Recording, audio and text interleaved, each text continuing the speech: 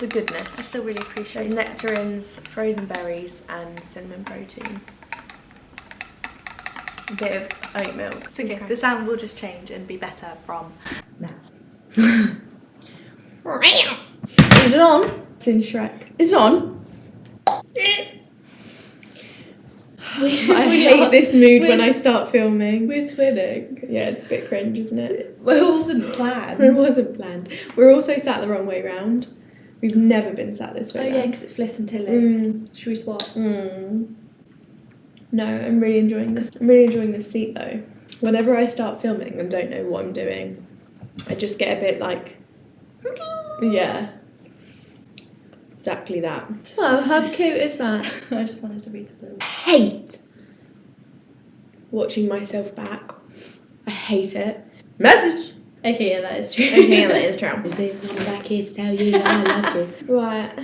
Oh my god. Stop. Okay, so this video, if you haven't guessed by the title, hold on, bear with me. Guilt after grief is a madness. I think guilt is the main feeling that you feel purely because it's tied to everything you do, every other emotion, every action you do, guilt is paired with it. Every emotion you feel, guilt is paired with it.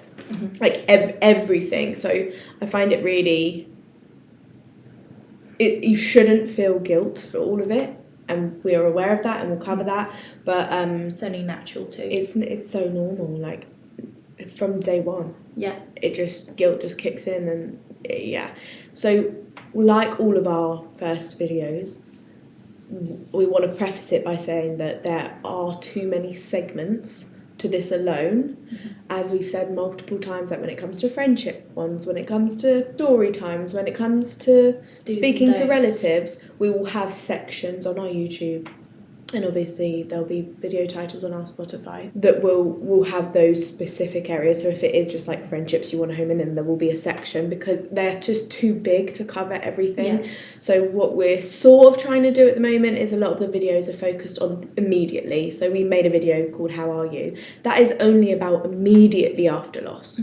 We're not saying never ask someone how they are again if they have grief. It's a normal question to ask, but obviously initial weeks of loss is a silly question, for example. So a lot of these we're starting at the beginning, we're starting there, and you're coming with us, we're still at the beginning, so we can only give certain perspectives that we're feeling currently. That might change. It already has on some things. It already changed. Like we watched some videos back and we're like, that's how we felt then, so it's true, it's the truth, our truth for then. Sometimes watching it back, it's like, oh, I really felt that way, and that's shocking now. Yeah. So just bear that in mind for one. But going back to this video, guilt with grief, guilt that comes after grief and with grief, it's such a broad spectrum. Because, like I said, it comes with everything. So we have broken this down. So this is like the introduction video to guilt with grief, and where we first felt it and all the different ways that we have felt it.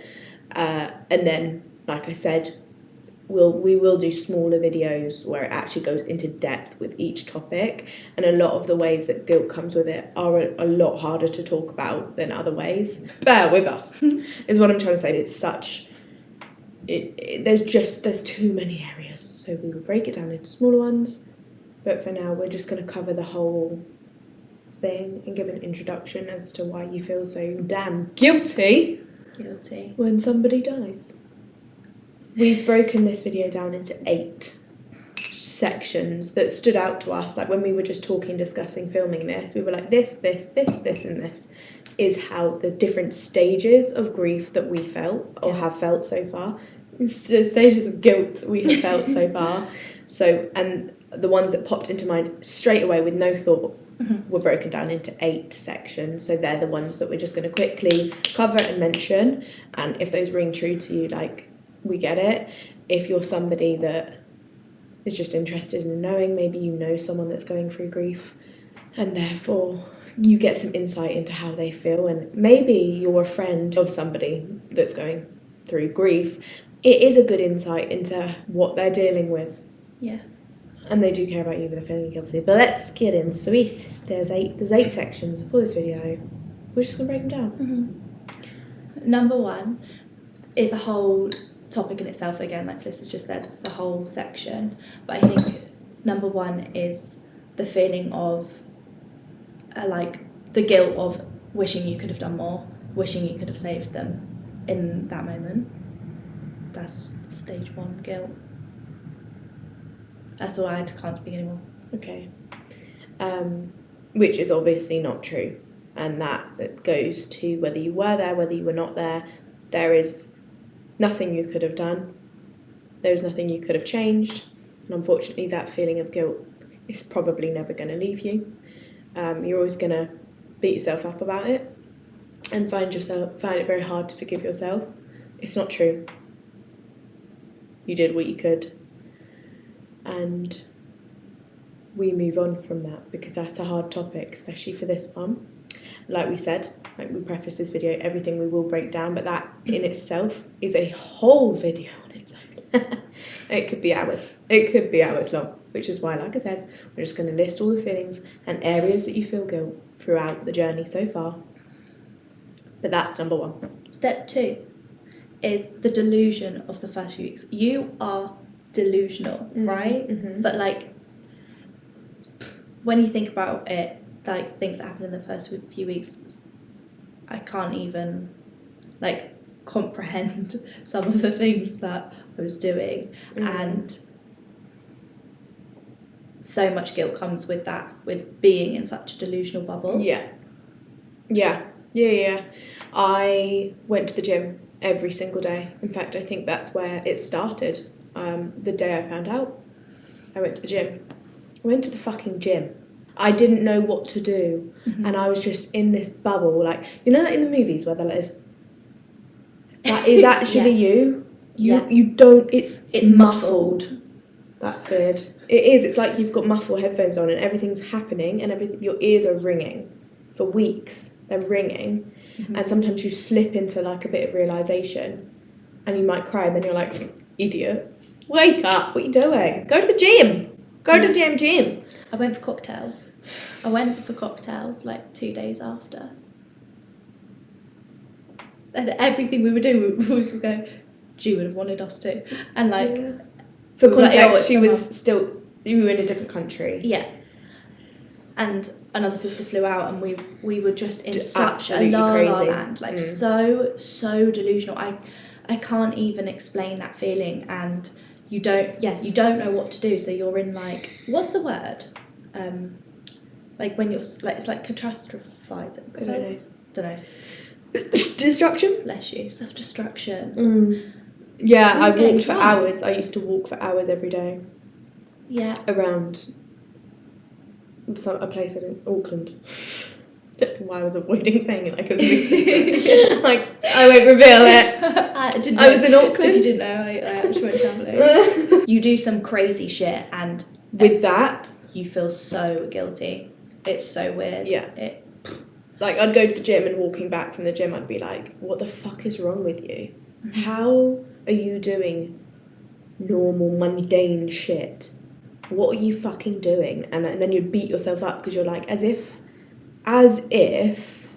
I couldn't get out of bed, I couldn't wash, and then at 4 p.m. I went to the gym. Yeah. Step three for me is when you're in the moment. And so it can be during the delusional few weeks or however long your delusion lasts. Mine is still ongoing. But this is to another level with the ringing ears and everything. It's all a bit of a blur those weeks, but I remember like being sat in the back of the car. I was with some family at the time, and I was with the kids in the back, and we were like laughing at stuff, and we were singing. And as soon as I would sing, or as soon as I laughed, it would feel like it was a punch in the chest of guilt. Feel sick. And I would feel like I was going to be sick, because I'm like, how dare you fucking smile? How dare you laugh? And it would be like a reminder. Every time you smiled, it was a reminder that you're not allowed. Which sounds weird, we know, but the guilt, it's crazy. It is the overpowering feeling from the first day. Even like enjoying like a piece of cake, I was like, God, this is good. And then I thought, nothing's good. Yeah. What do you mean it's good? Yeah.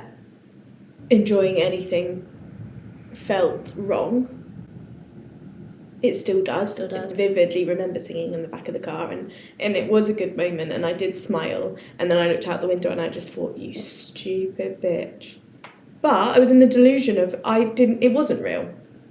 It wasn't real, so you've got this like, lol, you're in a dream, wait till you wake up, and then the guilt, and it's like you're like beating yourself up, you just don't know what to do. There's no wrong or right thing to do, and it's like you feel like you're actually going crazy. Yeah, I mean, you kind of are. Such denial of it, which is when I'd say step 4 comes in. You're not quite at like the realness stage yet, but you have flickers of being like, oh my god, she's not here, and then you have the regret guilt. You're in Delulu land, and when you have flickers of it being like she isn't here, you're having a moment of realisation. So then you're like, I regret not sending that text. Right. Like when you have flickers of realness, yes, and realising they're not here, which are so small and short-lived in that moment. But yeah, you have the guilt of like, I wish I sent that last text. I wish I picked up that phone call. Yeah, you're constantly replaying the last conversation, or and that's when all of that regret guilt comes in those moments of, I can't call mum, I literally can't call her, and why didn't I pick up her last call? Yeah, that vibe. Okay. Yeah. Yeah, but the regret guilt is bad because, I mean, you can't change any of it, but you can't change that.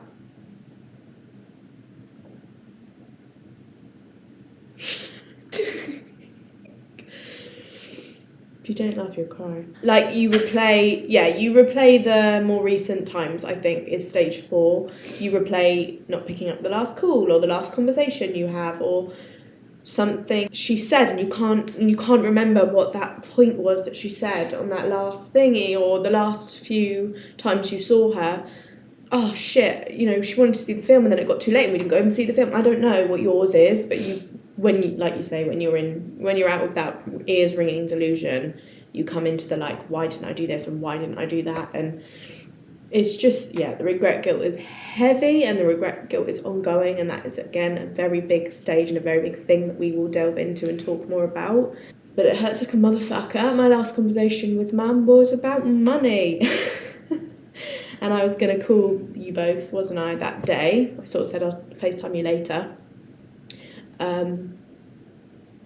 But my last message was her paying for my visa for another country because I don't have a credit card. So my last one is, what's your code? You're going to get a code through for confirmation. She got it through. She said, there it is. I said, have a fucking great day. I'll talk to you later.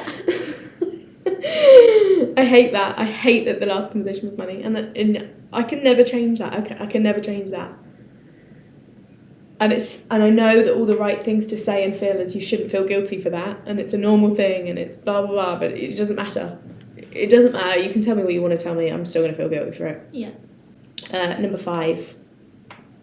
Number 5 is the guilt of feeling like you should be grieving in a certain way. Pressure To grieve, in a particular way, and feeling like you're not doing it right, like feeling like you're not grieving right is so weird. Like when friends, even just yourself. Oh, I don't even know how to explain it. Is it kind of similar to earlier, like where I was saying I went to the gym? Like, why can I physically do that? Why am I not crippled? Why am I carrying on breathing when I don't want to be? It's the pressure. It's like all you know about really when you haven't experienced it is that it ruins you. You don't really get why. You don't really get the depths. You don't get the intricacies of what comes with grief. And it's that guilt of being like, I am fine. Yeah. That's what I was going to say when you see friends, like they'd expect you, when we said like expecting you to grieve in a certain way, they're expecting you to be a mess, like crumble in their arms, and sometimes you would literally be on such a like weird. I also thought that though, like when I was seeing or going to talk to friends, I thought I was going to be a mess. Once I got to the stage of being ready to see people, I thought, how the fuck am I going to hold up? How am I going to do this? And your body logs in. It literally logs out. actually. It logs out. It goes into survival mode, and it's just normal. It's normal. It's nice. You can feel that everyone's a bit like, yeah, she's fine. Yeah. She's fine. Yeah. And like when people ask them like how they're doing, it's like, yeah, she's doing well, you know? And that is what they see. And then there's guilt both ways, isn't there? There's the guilt if you don't go into survival mode and are good, you feel guilty for putting that on them. You feel guilty for that's how you spent the time, was talking about you and crying and grief. Or you didn't see them at all and you didn't spend any time. That's another way. And on the flip side, you're like, you feel guilty when you come away and you've been fine. And you think, God, what must they think of me? What must they think of me? Like, I've been fine. I've been my normal self. And the guilt you feel for being your normal... The guilt you feel for not being a wreck on the floor in front of people is crazy. And it's not that people put pressure on you to grieve a certain way, but it's how it feels. It feels like there's this big pressure to be... Grief looks like this. Grief looks like this. Especially at that point. And I get it. Like when my friend lost somebody, I was nervous to see them. And I was like, they're going to be in a really bad way. I remember thinking that. They're going to be in a bad way. And they weren't, to me. We had our normal thing. Obviously, that was in the room with us. And they did great. They did great. They really survived that day. And I remember feeling like, wow, they are so strong. But their body must have just logged into that, and now I get it. Mm-hmm. And or there's the guilt on the other side where you cannot bring yourself to get up off the floor. So you can't see any friends or do anything, and then you feel guilty for that. But you're like, I literally cannot move, and they were offering to like come and see me, and I was like, no. So there was the two different bits in that early stage of like either putting on like a bit of a front or not being able to, and neither felt right. You felt guilty either way, which does lead into number 6, which is letting more people down as you grieve. That's a big one. You feel like you're shit in every area. Like you don't know yourself anymore. You're trying to learn what your new life looks like. All of the things we've just listed, you're dealing with them too, but you also are aware, which is crazy because I guess like people shouldn't have these expectations of you, especially in the early stages of grief. They absolutely shouldn't. But you are aware that you're a shit friend. You're a shit friend. You're a shit sister. You shit anything. You can't do your job. You're shit at everything, and you are so hyper aware of how terrible you've been. And especially like when you find out someone's been going through something, and you think, I didn't even know. And you feel selfish, and the guilt that you feel makes you feel sick. Because you're like, you've been so wrapped up in your own emotions and your own grief that you've missed how they are and how they're feeling, or even good things. You feel guilty for not caring about the fact that they've got a promotion or they're pregnant. It's so hard to feel happy for stuff like that because all it does is remind you of your own shit situation, and unfortunately you get so sucked in by that feeling, all the feelings that come with grief, but you at the same time you already feel so guilty for not being present for other people during this time. And it's so hard because we get it both ways. And it sucks that we get it. It sucks. Sometimes I wish I could just be like, no, do you know what? I have to do what I have to do to get through the worst time of my life. And you do need to be selfish. You do. You absolutely need to focus on you. It won't stop the fact that you feel guilty, that you can't be the best version of your usual self for other people. And there is nothing you can do about it. What you can do as a friend, as a family member maybe, that feels like they haven't been as good friend to you, don't point it out. Even that is hard to say because, again, it goes both ways. Like, at a certain point, the grievers, they're going to need a bit of tough love, you know? If they are, you as the friend feel like they're not present, you can have a conversation with them and sort of say, you know, I need to see you more. I miss the hell out of you. Whatever you need, you know, I've got you, this is what I've been going through, you know. But I also feel like on the flip side, this is not about you as the other person who's not the griever. It's not about you, and you've got to remember it's not about you. They've lost someone huge in their life. We're trying to let people know what grieving is like, and it's because it's so complex, it's really, really, really hard to tell you how to be. But if you can, please avoid telling someone that they've not been good enough for you, because they all trust me, they know. They know, but also they can't be more, and you have to self-reflect and rein it in and realise that if you were to tell them, like, you know, you haven't really been there for me, you're being very, very selfish by telling someone that.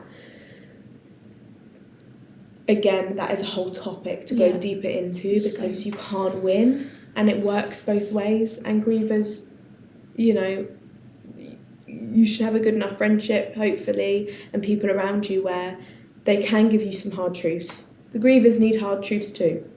And in that way, life does go on. It works both ways. But trust me, if you feel like they're not being a good friend to you, they already know. They already feel that guilt. Don't add more.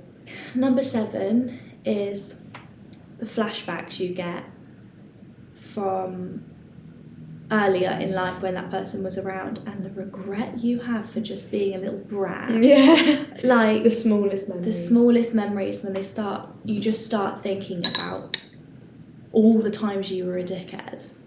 Which there'll be so many, even if it was just like, why aren't you taking me to the party? Like, can you give me a lift home? Or like, you know. That is such a Or like spitting out your dinner when you're 3. Like literally I'm thinking of me as a 3-year-old being like, ugh. And it's just like, God, I'm really sorry. I really regret that shit. Your fish pie was actually alright. Like, you know, like when you're younger and people are like, be nice to your mother, she's not going to be around forever. And you think, fuck off. Because A, yes she is. Idiot. Idiot Rachel. Thanks to you, my charger's not charging my iPad. Firstly, she will. And secondly, like, so? But that's how you feel as a bratty little teenager. You're like, she's still being a knob. Yeah, when they're here. She's not. Yeah.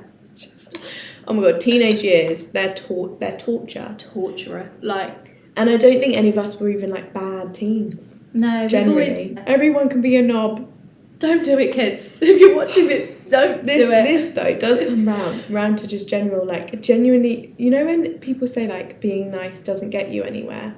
Okay, it might not get you anywhere, but whenever that person dies that you're a knob to, I'm sorry to think like this. I used to think like this as a teen, actually. Was like, you could die tomorrow, and I don't want you to die. It's not about you, it's actually really selfish. I don't want to be horrible to you because I don't want you to die and remember me being horrible to you. Being nice might not get you anywhere, but it will save you a hell of a lot of guilt if you are a nice person than an absolute bastard. Because when that person dies, it's going to hit you like a truck all them times you're a knob.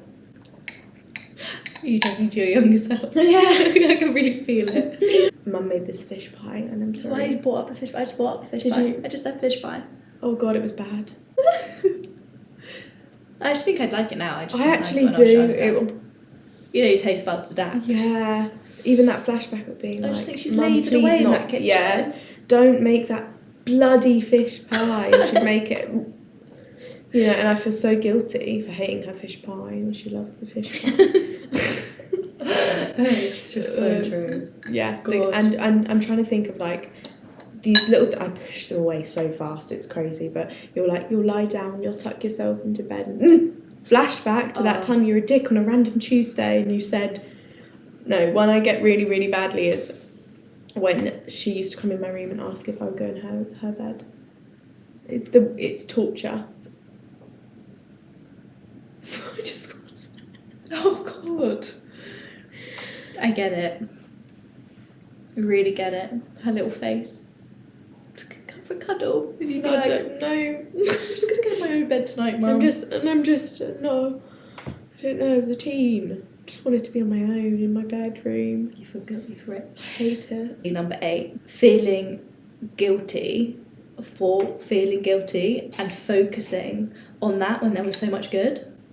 Mm-hmm. Do you know what I mean? Like, I know mum would be fuming Mm-hmm. that I feel guilty. Like, she'd be like, as if you feel guilty about hating my fish pie. Like, what about all of these I think she'll be here things? being like, yeah. I don't know. Told you that fish pie, you'd like it now, wouldn't you? But no, I get you. Like, because there's so much good, like, that I just wish I could just think of her and, like, not feel sick sometimes at things that I've done, you know? Mm. So it's like the guilt of feeling guilty for mum, because it's like, till there was so much more. Yeah. There was so much more to not like my fish pie. So that's weird. That's a really weird, fucking fucked up, griefy, guilty thing. Oh, Mum, no. You're wrong. Just that one line, that one little sentence, which seems so trivial, it haunts you. It haunts you. Yeah. It's not nice. But yes, I agree with you that the guilt of feeling guilt makes you feel guilty. There's no escaping it. If you're a griever here, you're going to feel guilty from the day they die until the day you die. Let me tell you that. I don't believe that's going to change. And I'm so sorry if that gives you absolutely no hope. Guilt is stupid. You shouldn't be feeling it. You don't deserve to feel it. There's nothing you can change. It's a pointless waste of your time. Are you going to feel it anyway? Every day, every goddamn day for the rest of your life, you're going to feel guilt. I'm so sorry. If I'm wrong, I'll make another video and say I don't feel guilty anymore. I doubt it. So, Doubt it. I doubt it. You have to catch me first and we'll whip it. We've got 9 points and the 9th one is carrying on without them. The tip, yeah, like carrying on without them, you just feel guilty for being able to do that, for even thinking about doing that. I don't want to do that. I don't want to do life without you, and I feel guilty at the prospect of doing that. Of time passing and you not being here. Yeah, of you having happy moments.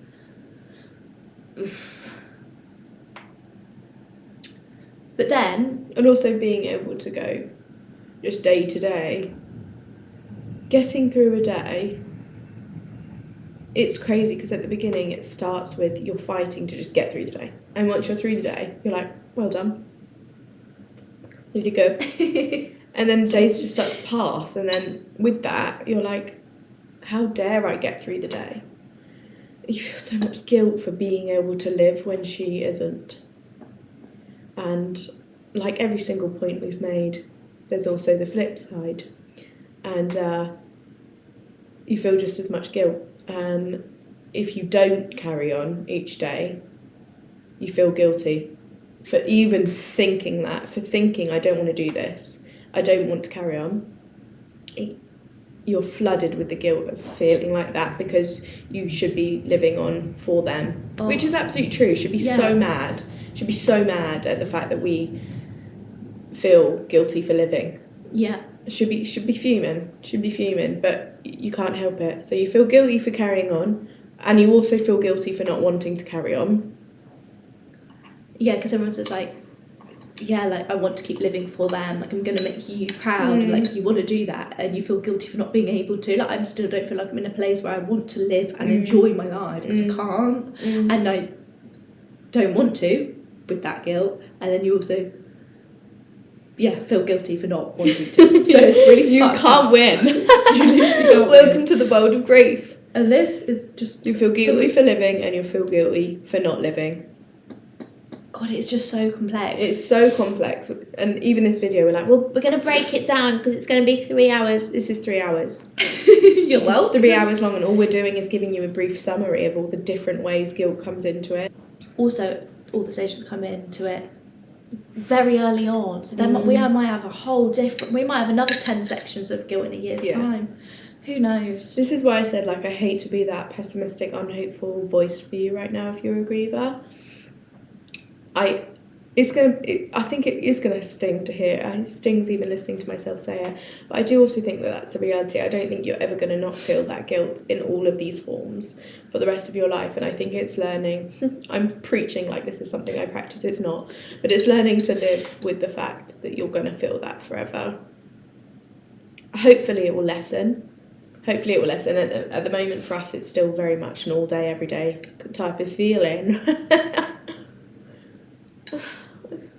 I'm so bored of it. Yeah, I'm so bored. To reiterate really briefly, I might cut this out. So number 1, the immediate grief when somebody dies, of feeling like you could have done more to save them.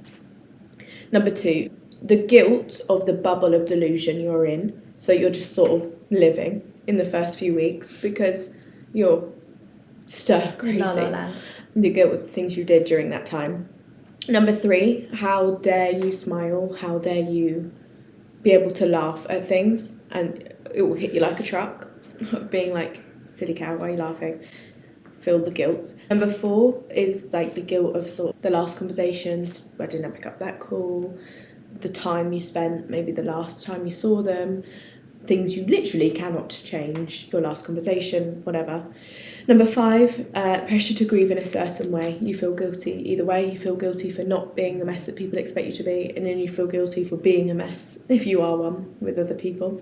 Number 6, letting more people down as you grieve. So you're aware that you're being a shit friend and a shit sibling and a shit everything because you don't have the capacity to be any better, and you feel so guilty for being so sucked into your own sadness. Number 7, flashbacks of when you're a dick in your life to that person. They haunt you. That guilt is... Just don't be a dick to your parents, right? But you will be, so you'll feel the guilt, don't worry. Number 8, feeling guilty for feeling guilty.